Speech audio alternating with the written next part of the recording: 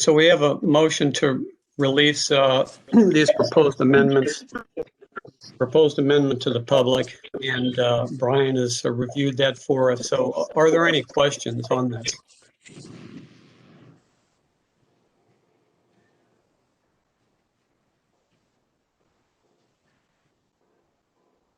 Well, I have a question. I take it that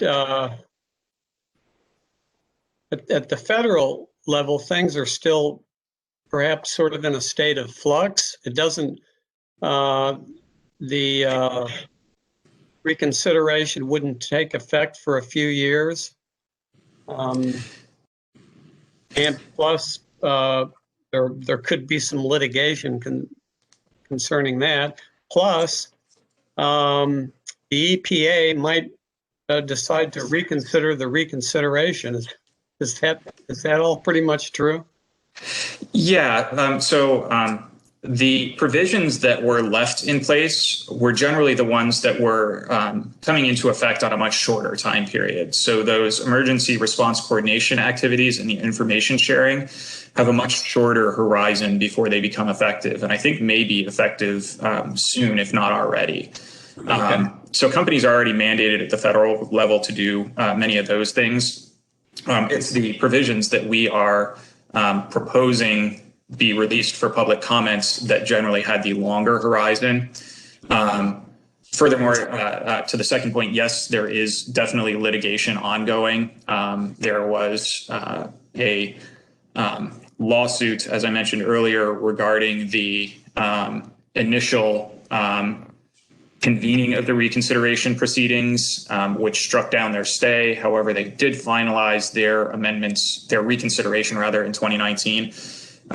So there is a federal version in effect now. The trouble that we run into is we did in 2017 go through the ANPR process previously as well, where we basically proposed adopting only those which remained in effect after the EPA stay. So that was not received very well, and we believe this will probably remain in flux for a deal of time.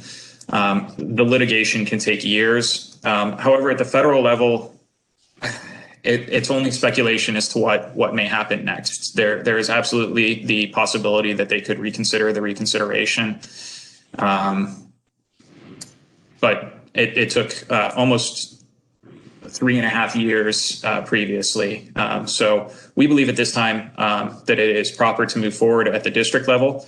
If EPA does reconsider the reconsideration and takes a more stringent tack in coming years, the district would have to follow any more stringent federal rules in order to maintain delegation. So that's something that we would certainly bring to the board's attention in the future were that to occur.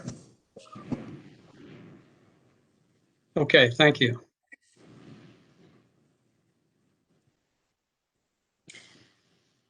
Are there any other questions? I'll just comment that it all seems pretty well thought out regarding each of these provisions. The presentation that you gave explains that really well. So thank you for the presentation. Thank you very much. I will also mention the preliminary regulatory impact assessment goes into a lot more detail on pretty much everything that I covered today, including costs and benefits and all of those sort of aspects of the rulemaking as well. Yeah, those costs and benefits must be quite difficult to estimate, I would think, in many of these cases. So, yes, generally what we did was follow the EPA on their estimate of costs and benefits. In the reconsideration rule, EPA did not re-estimate any of the costs. And in the original amendments rule, many of the benefits were very uncertain, so they relied on simply the costs of accidents that have occurred in the past. There's no way to know how many of those could be avoided by adopting a more stringent rule. However, EPA did have a number of other benefits sort of listed. And one of the greatest ones was the avoidance of even one potential catastrophic incident. Those are very unlikely any given place or time, but on the whole, they occur every so often, and avoiding even one would provide a significant benefit.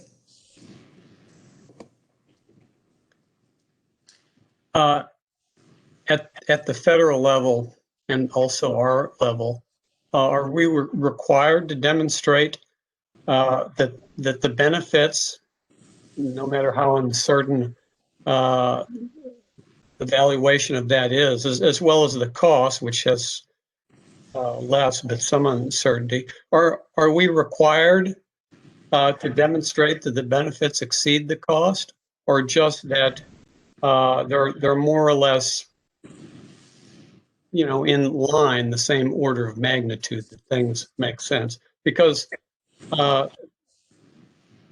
good rationale for these things, it seems to me, is to err on the side of caution. But anyway, to my question, are we required for the benefits to exceed the estimated benefits to exceed the estimated cost? That's a question that Ms. Stott may be able to answer more fully, and I see Rachel's hand as well. I am not aware of any requirements that we estimate that the benefits outweigh the costs. We are required to demonstrate that we have considered both the costs and benefits, however. Stacy or Rachel, I'll let you speak up, though. That's my recollection of our regulation as well. And my recollection serves me well, and I apologize because our website is having some issues and I can't pull the reg up directly this morning, is that we are required to merely consider it and to lay out the fact that we have done so and what those considerations are. If my recollection serves me right, it is the ABCD regulation 1.08 that lays out the requirements for that preliminary regulatory impact assessment. And we'll be sure and share a copy of that with the board. And also we'll post it with our website on the docket page for the time being, while we continue to work out some of our large scale website issues. If you haven't been to our website, many of the links to things that have been there for years are no longer connected due to some changes that our Civic Innovation Technology Group did over the weekend. We believe we have a fix and it will be back up later today, but to be sure and in an abundance of caution, we'll post a copy of that reg on the dockets page. And just to be clear, the docket is, we prioritize that after the website went down. So all of these materials that are for consideration today were sent individually to you guys, but they are also publicly available. As soon as that went down, we began working on getting those back up for the public before this meeting.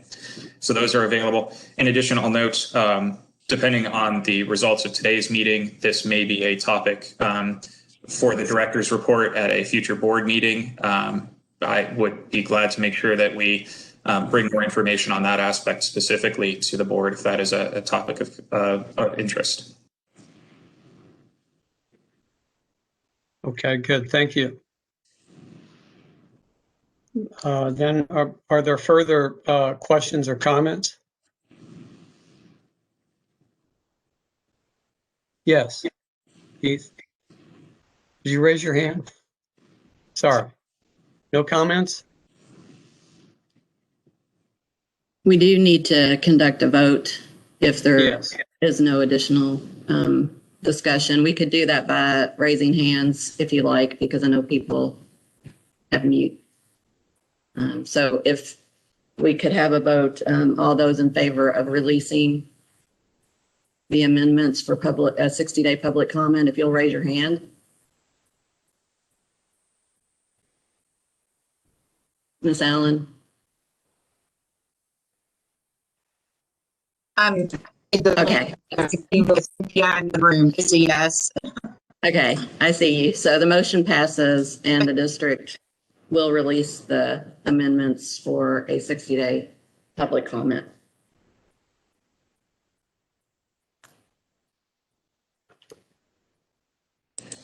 Good. That was all we had on the agenda today, Dr. Coburn. Well, I'm in that case, again, thanks to Brian, your presentation was very helpful, as well as in the public meeting a week ago. Also, the 62-page regulation was quite informative. I don't know if I got all of it, but all the documents you released were helpful. So I move that we adjourn the meeting, having finished our business. Anyone second that?